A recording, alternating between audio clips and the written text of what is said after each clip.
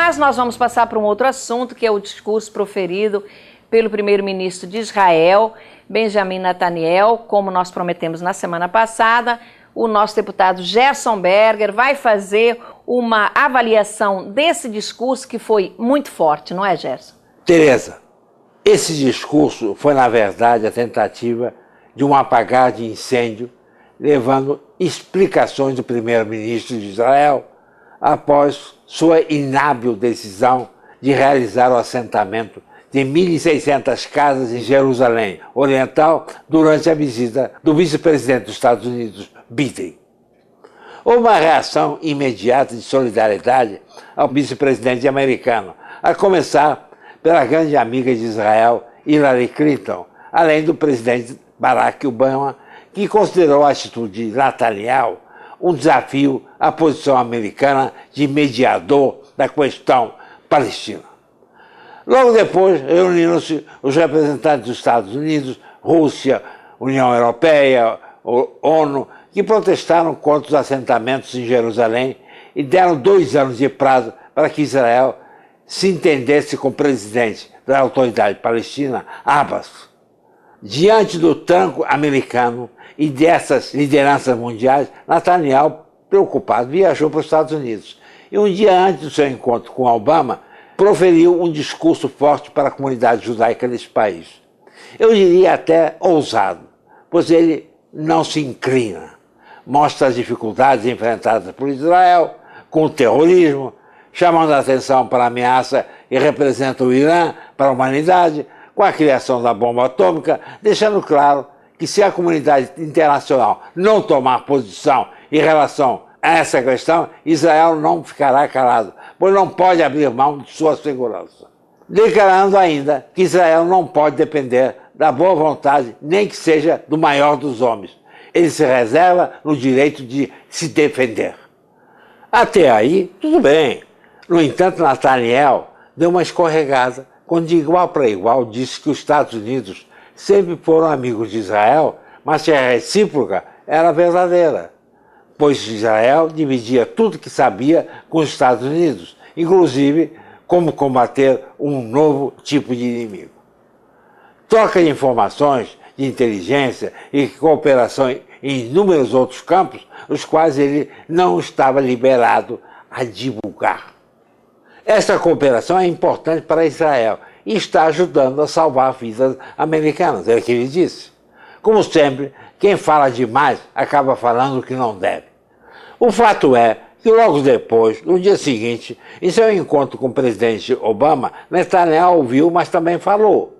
E parece que já há resultado, pois Obama anunciou a exigência de sanções severas e que será tomada uma decisão em semanas contra o programa nuclear iraniano, tanto no Conselho de Segurança da ONU, como sobre empresas que têm negócios com o Irã.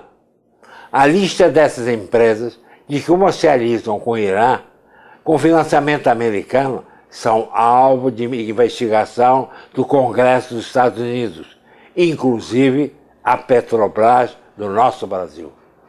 Eu diria que o tempo está se esgotando. São 2 fatos distintos. Primeiro, a ameaça atômica do Irã, um absurdo, uma ameaça à humanidade. O programa nuclear iraniano é visivelmente voltado para a guerra, para a destruição, precisa realmente ser contido. Tudo perfeito.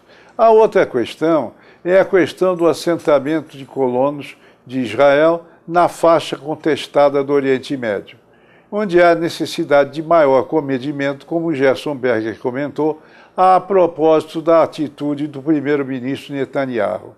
Então, uma coisa não deve servir de pretexto para outra. As sanções contra o Irã são uma coisa, indispensáveis, sem dúvida. O comedimento e o equilíbrio no Oriente Médio é outra.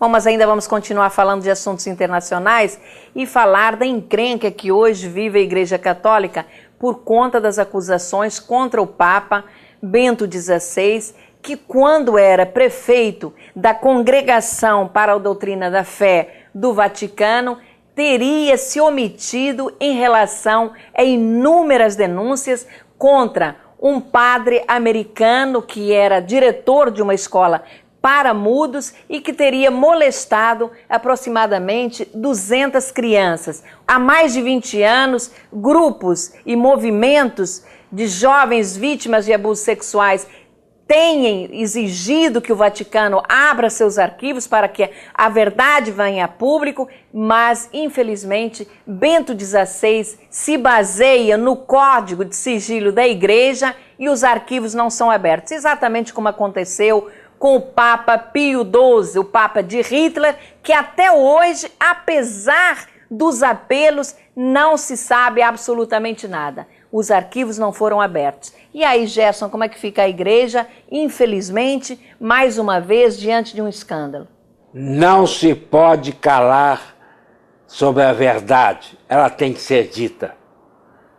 Pedofilia é um crime odiento e cabe ao Papa revelar tudo com detalhes. Isso a humanidade está cobrando. Não adianta pôr panos quentes. É uma verdade muito grave e nós temos responsabilidade. Cada um de nós, todas as religiões, porque isso tem que acabar de uma vez por todas.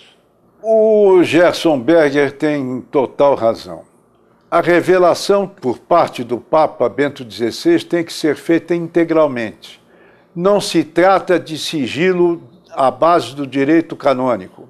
A pedofilia é um crime civil.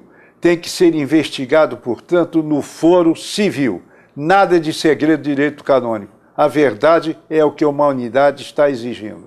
Perfeito. Eu acho que posições como esta do Papa Bento XVI comprometem em muita credibilidade da igreja. Então, está na hora de se revelar a verdade total e absoluta. Mas, minha gente querida, nós estamos chegando ao final do nosso programa e lembrando a vocês mais uma vez que no próximo dia 12 de abril, segunda-feira, o nosso deputado Gerson Berger estará lembrando na Assembleia Legislativa, através de uma sessão solene, o dia do Holocausto nazista. E lá comparecerão figuras do mais elevado destaque, entre elas o ministro do Supremo Tribunal Federal, Joaquim Barbosa, o jornalista Merval Pereira, Vilas Boas Correia, o brigadeiro Rui Moreira Lima, o professor Francisco Carlos, representando as Testemunhas de Jeová, representantes dos ciganos, enfim, será uma noite em lembrança às vítimas do Holocausto, às minorias que tanto sofreram, vítimas do nazismo. E você tem um compromisso com este evento, porque o Holocausto nunca mais. Segunda-feira, dia 12 de abril, às 18h30, na Assembleia Legislativa. Obrigada, Gerson, pela sua participação. Pedro, os nossos agradecimentos também. E a você que nos assiste, tenha uma excelente semana e nos encontramos no próximo domingo, às 12 horas, aqui na CNT. Até lá!